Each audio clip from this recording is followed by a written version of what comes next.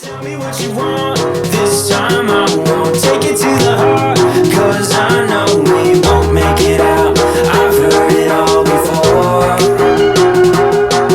Yeah, tell me what you want. Let me hear that I'm the only one. You know that we won't make it out. We've heard it all before. It's alright. It's alright.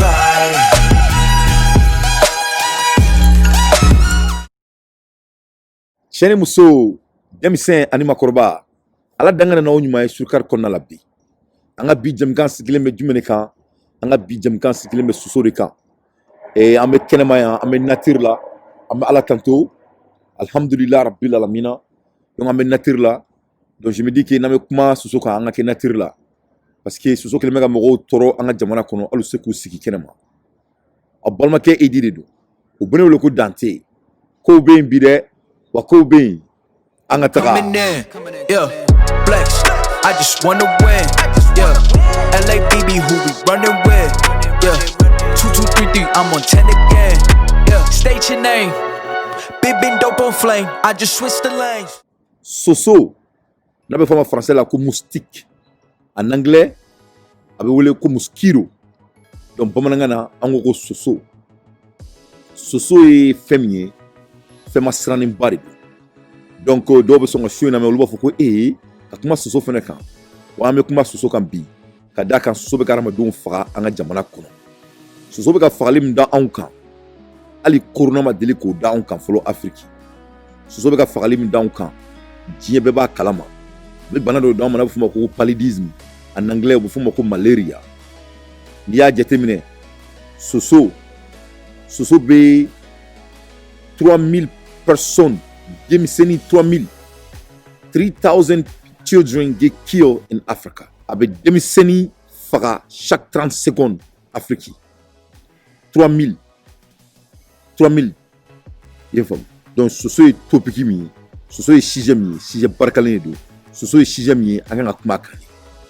soso 200 millions de dollars de bɛ di Afrique ma san o san pour que ka se ka soso kɛlɛ ka bɔ Afrique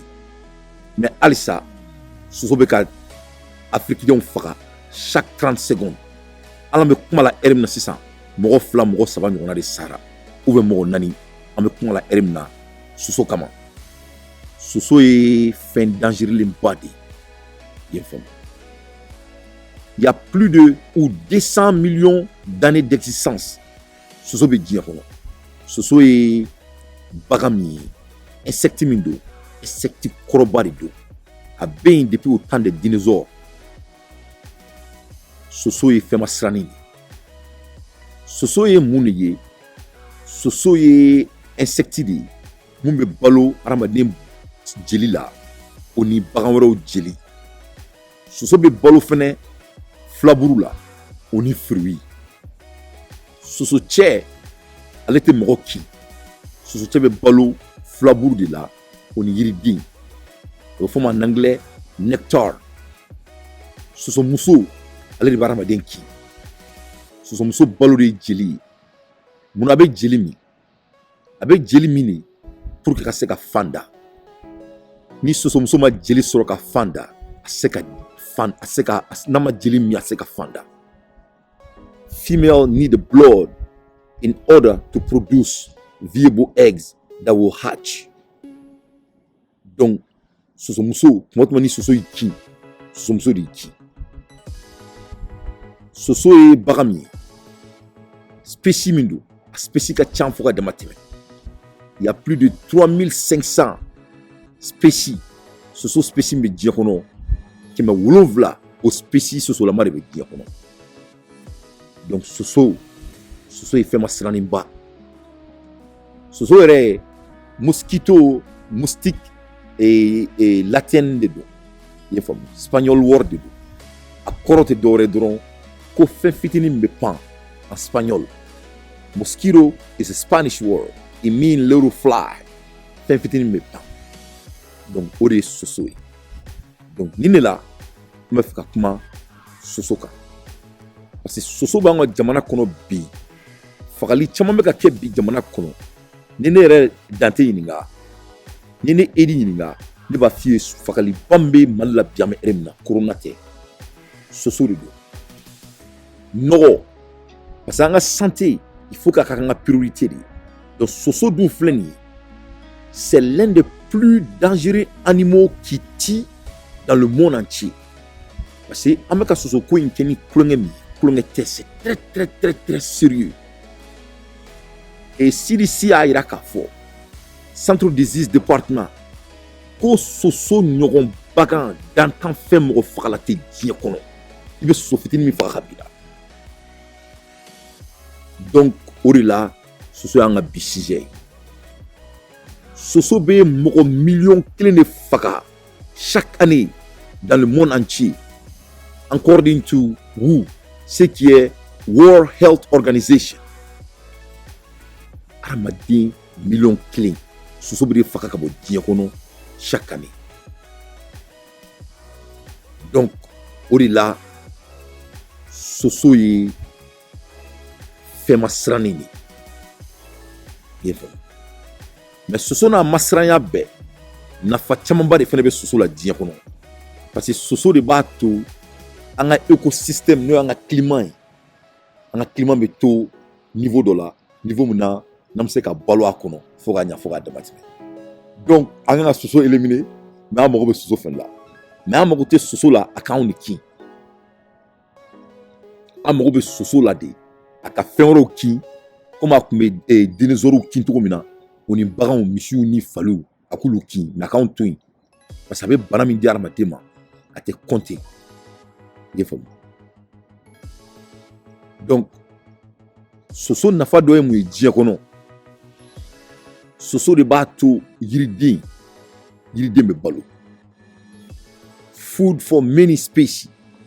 en même temps soso bɛ fɛn ɲɛnama baden de bɛ diɲɛ kɔnɔ n'anw fana bɛ balo n'o ye olu fana diya ye dumuni de ye soso ye f'olu ka soso fana sɔrɔ k'a dun pour que u ka se ka balo donc soso nafa dɔw ye écosystème kɔnɔ diɲɛ kɔnɔ soso nafa wɛrɛ ye jumɛn ye tuguni écosystème kɔnɔ diɲɛ kɔnɔ hali u y'a yira k'a fɔ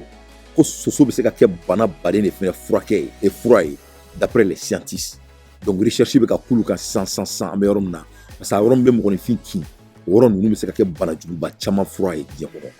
mais plus important recherche ye mun yira k'a fɔ soso de b'a to an bɛ fruits dumanw dun soso de b'a to yiridenw bɛ falen tuguni en même temps bagan caman bɛ diɲɛ kɔnɔ soso balo de ye soso nafa ye nin de ye diɲɛ kɔnɔ donc soso man ka éliminer ka bɔ diɲɛ kɔnɔ mais soso kan ka éliminer ka bɔ hadamadenw kini ma wa solution b'a la soso tɛ Afrique dɔrɔn soso bɛ diɲɛ fan bɛɛ dugu kelen pe de bɛ diɲɛ kɔnɔ soso tɛ yɔrɔ min na o dugu ye Iceland de ye Iceland mɔgɔ si t'a dɔn kun min don a ko kɛra marabaya a ko kɛra jinɛmɔrɔya ko ye mɔgɔ t'a dɔn kun min na soso tɛ Iceland parce que a tɛ komi nɛnɛba bɛ yen mun b'a to soso tɛ yen ou bien funteniba bɛ yen mun b'a to soso tɛ yen c'est rien de o cogoya tɛ c'est climat min don a bɛ va et vient kɛ ka na komi diɲɛ fan tɔw mais for some reason soso tɛ Iceland donc a ko kelen bɛ ka recherche yɛrɛ dabali ba i b'a ko jinɛmɔrɔya ko i y'a faamu Iceland ye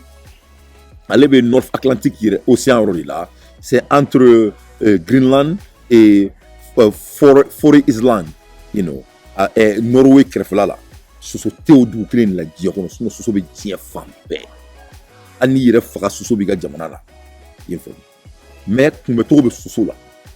an bɛna an da so ma dɔɔni dɔɔni mais particulièrement ne ka jamana n'o ye Mali ye an bɛ kuma an ka jamana sosoko kan an bɛna kunbɛ cogo min na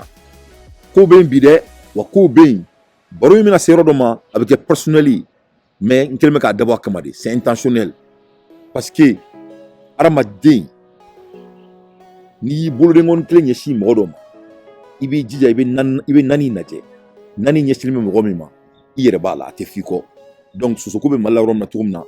an ka jamana kɔnɔ cogo min na an bɛna so yɔrɔ de ma parce que c'est très très sérieux on va causer là-dessus inchallah soso is there's a 3 types of a mosquito that exists in the various parts of the world that bite. Soso species bolé là, soso species 300 et 3500 de exister diɲɛ kɔnɔ, mais o species bɛɛ la ça va de bien ni adamaden bɛɛ sɔnna ma siyansi y'a yira k'a fɔ k'o de bɛ bɛɛ kin o soso saba de bɛ diɲɛ fan bɛɛ soso tɔw bɛ yen mais u bɛ vie dans leur vaso mais ni saba de bɛ vie mun b'a to mɔgɔninfinw tɔɔrɔlen don o soso kelen tɔgɔ ko Aidex i ye faamu soso filanan tɔgɔ ko Culex ale ka vie dan ye 7 jours dɔrɔn de ye soso wɛrɛ fɛnɛ bɛ yen ko Anopheles de ka ca Mali la kosɛbɛ d'après les recherches i ye faamu soso ye bagan min ye insecte min don sen 6 de b'a la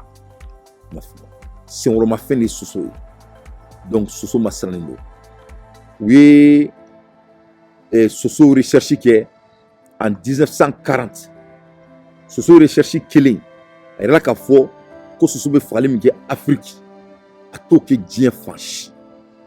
ka d'a kan an ka condition de vie o ni manque d'éducation et je me k'o fɔ respectivement parce que mɔgɔninfin n'i bɛ ko min dɔn a ka ca Ala fɛ i b'i yɛrɛma tama kan an bɛna kuma o yɔrɔ dɔw kan parce que a ka d'a kan soso bɛ tɔgɔ min na bi Mali la surtout Mali la Bamakɔ yɛrɛ k'u b'a fɔ k'i k'i bolo de kɔrɔtan pour que k'i kin quoi non soso mana na gɛrɛ na cɛ de don ne m'a fɔ ma i bɛ premier ta a fana b'a ka premier min bɛɛ i b'i jɔ soso k'i kin fɔlɔ yanni i ka se ka premier ma sinon i tɛ foyi sɔrɔ k'a dun min donc n'i ye deuxième fɛnɛ kɛra ten soso de bɛ kin fɔlɔ comme ça i ka se deuxième ma donc sosoko bɛ sogo min na sisan a kelen bɛ cɛ de gɛrɛnw na quoi i m'a fɔ donna de don i m'a fɔ ma n bɛ k'i bɛ te min ou bien ni t'i kin dɔrɔn i tɛ sɔrɔ ka min i bɛ soso ta de d'a ma fɔlɔ quoi donc soso kelen bɛ ka anw tɔɔrɔ kojugu an ka jamana kɔnɔna la donc ce qui fait que solution b'a la an bɛna kuma a kan donc soso définilen ka kuma soso caractère kan ka soso ka siranya fɔ donc an bɛna kuma solution kan dɔɔni soso solution dɔ ye jumɛn sisan how can we prevent from mosquito an b'an yɛrɛ préventer cogo jumɛn ka bɔ soso kan a bɛ daminɛ mun na fɔlɔ ji parce que sosomuso a bɛ fan da ji de la bon an dun b'a dɔn Afrique surtout Mali la n ka cɛ wuluwuluji de bɛ bɛɛ ka da la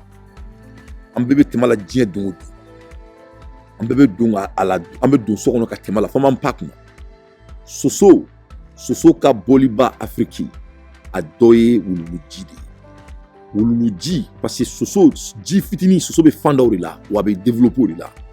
donc soso bɛ taa fan da wuluwuluji de la an bɛɛ bannen don ka mun bɔ donc ne ye n ko kuma la n ko saba est très un peu personnel o dɔwɛrɛ tɛ jumɛn ye o tɛ dɔwɛrɛ ye soso min bɛ da la nin n'an bɛɛ b'an pan kunna o tɛ politicien foyi ka da la o b'an yɛrɛ de ka da la donc ne ko an bɛna mun de kɛ o la komi an ye bolodenkɛ kelen ɲɛsin gouvernement ma an bɛɛ b'a dɔn olu tɛ ka fɛn kɛ naani in dun donc ne bolo solution dɔwɛrɛ ye mun ye parce que soso bɛ ka fagali min kɛ jamana kɔnɔ a ka jugu ni coronavirus ye an kelen bɛ ka six paw bila ni ɲɔgɔn cɛ mais an ma six paw foyi bila ni soso cɛ ne bolo dɛ corona bɛ niveau min na an bɛ ka kulo min ko la an kan k'o de kɛ sosoko in na o dɔwɛrɛ ye mun de ye la plus moindre des choses o ye an ka wuluwulujiw soli ka bɔ an ka da la an ka ji éviter ni ɲɛ bɛ budɔn dɔ sigilen don ji b'a kɔnɔ i mago ta i b'a ji bɔ i ye faamu wa an ka mabɔ ji salasalaw ni ji mun bɛ sigi kare kɔnɔnaw la an kana jiw bɔn kare kɔnɔnaw la jiw ka sigi parce que soso bɛ fan daw de kɔnɔ soso bɛ bugu o cogo de la o de la soso tɛ ka bɔ an ka jamana kɔnɔ i ye faamu donc nin ye solution fitinin de ye an ka kare kɔnɔnaw matarafa an yɛrɛ k'an ka kare kɔnɔnaw nettoyer an bɛ mun kɛ sigilen kɛ gɛrɛn na ka dingɛ kɔnɔ an bɛɛ ɲɛ bɛ wuluwuluji la an ka jɛ an ka wuluwuluji in bɔ an ka karew kɔnɔ an ka sensibilisation na jiw kana bɔ kare kɔnɔnaw la i m'a faamu an kana tasakolonw ni fɛnw fili yɔrɔw la parce que nin bɛɛ yɔrɔ de ye soso b'i yɛrɛ asili yɔrɔ min na n'o ye k'i yɛrɛ dogo pour que a bɛ se ka balo i ye faamu donc n'an y'o kɛ k'an ka yɔrɔ minɛ ka ɲa an yɛrɛ ka wuli k'an ka kare kɔnɔnaw ko k'u jɛ a ka ca Ala fɛ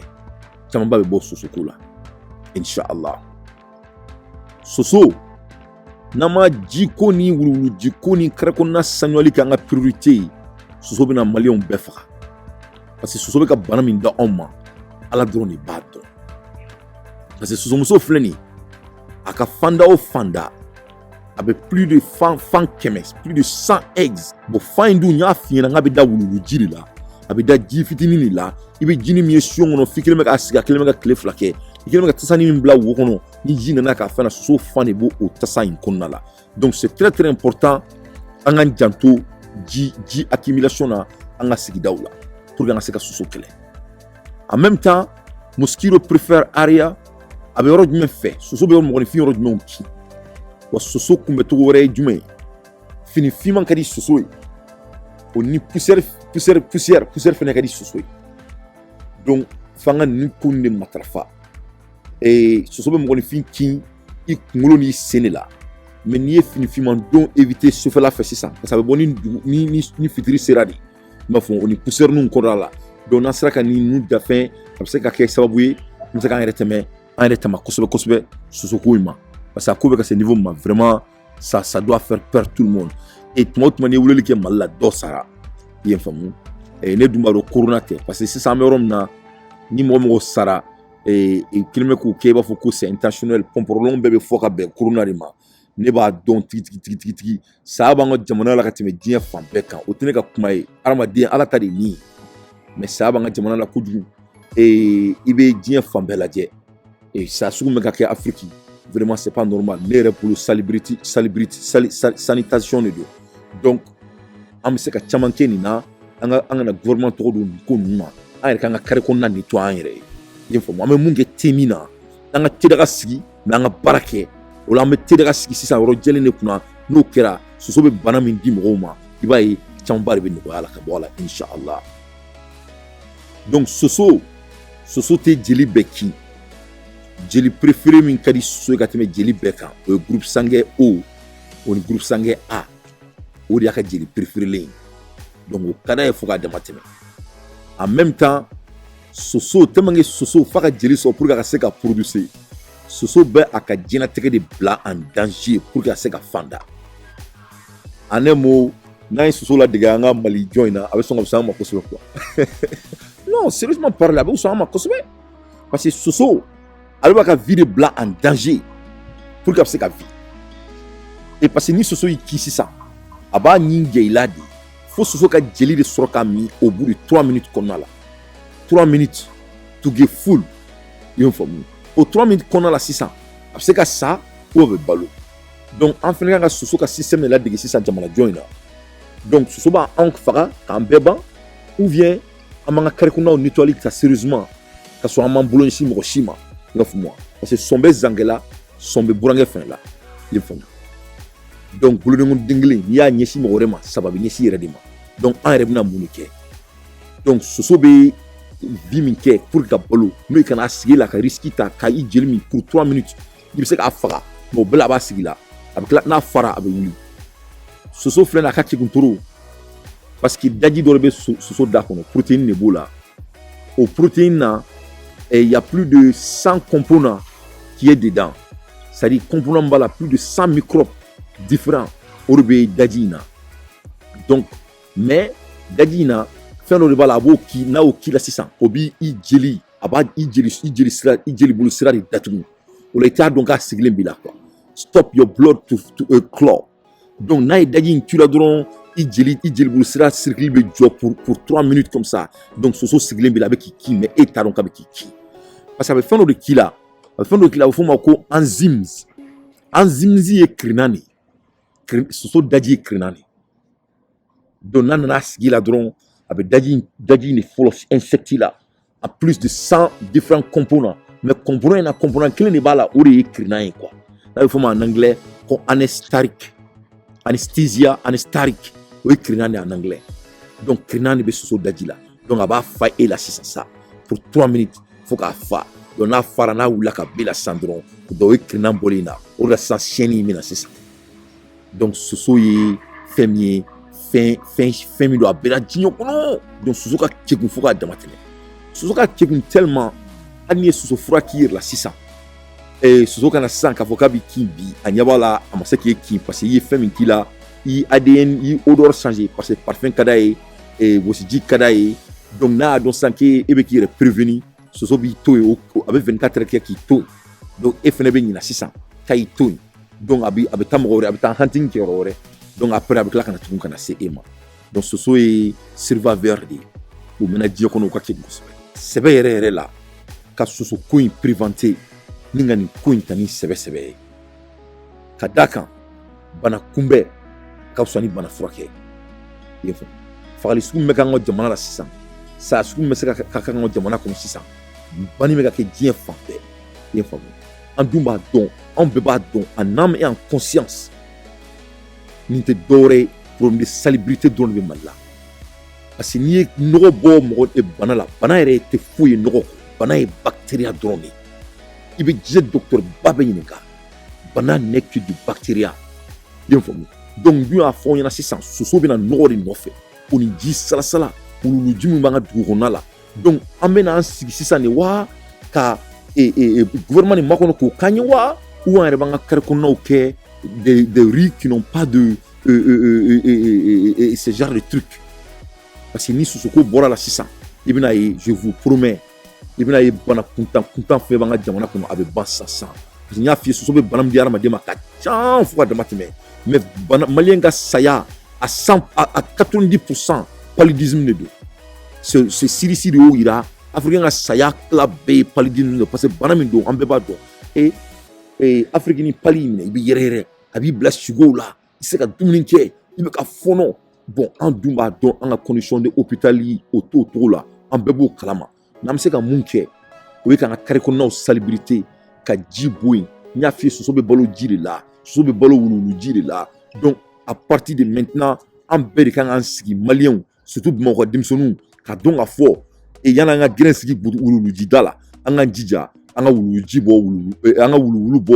wuluwuludingɛw kɔnɔ an k'an jija an ka wuluwuludingɛw cimenté an ka fara ɲɔgɔn kan ni dɔ bɛ se maçonnya la o bɛ yɔrɔ cimenté ni dɔ bɛ se wuluwulubɔ la o bɛ wuluwulu bɔ n'an bɛ se ka dɛmɛw sɔrɔ yɔrɔ minnu na an bɛ jɛ ka dɛmɛw ɲini ɲɔgɔn fɛ ka an ka yɔrɔ salubrité o la soso ni bactéria ni microbe min b'an ka jamana la nin mashallah dɔ bɛ bɔ a la parce que n'an sigi yen ten ko gouvernement dɛ Mali nɔgɔlen don dɛ dɔgɔtɔrɔso t'an bolo dɛ nin bɛɛ ye tiɲɛ ye nin bɛɛ bɛna ɲɛnabɔ mais ne bɛ mun dɔn soso de ye anw ka coronavirus ye i ye faamu parce que coronavirus ko ninnu anw tɛ se ka foyi k'olu la distance dɛ i tɛgɛ ko dɛ an kana dumuni kɛ ɲɔgɔn fɛ dɛ anw bɛ culture min na an ka cɛ du filɛ nin ye y a plus de 100 personnes du kɔnɔ yɔrɔ i kɔni b'a dɔn ko kɔni ye sigo de ye sa an ka tiɲɛ fɔ ɲɔgɔn ye mais au moins nɔgɔ ni nɔgɔ salubrité in wuluwuluji bɔ in k'an ka carré kɔnɔna fɛn ka sensibilisation na mɔgɔ kana fini ko dɔrɔn ka ji bɔ dugu ma ou bien ka tɛgɛju ta dɔrɔn ka seri dugumala la ka carré kɔnɔnaw kɛ ji sigilenw ni fɛnw ye au moins an yɛrɛ bɛ se k'o solution k'an yɛrɛ ye o tɛ scientifique ko foyi ye cela ne demande que de l'effort et l'intentionnalité de nous-mêmes donc ni ala sɔnna ma o de kun bɛ ne bolo k'a fɔ aw ye bi ko n ka kuma soso kan ko bana min bɛ Mali la ko mun de bɛ ka créer d'après mes recherches moi je suis sûr et certain soso de don donc aw kun bɛ sur carte kɔnɔna la aw balimakɛ Edi de don into next time ciao come back. You're giving me a lie again, and tell me what you want.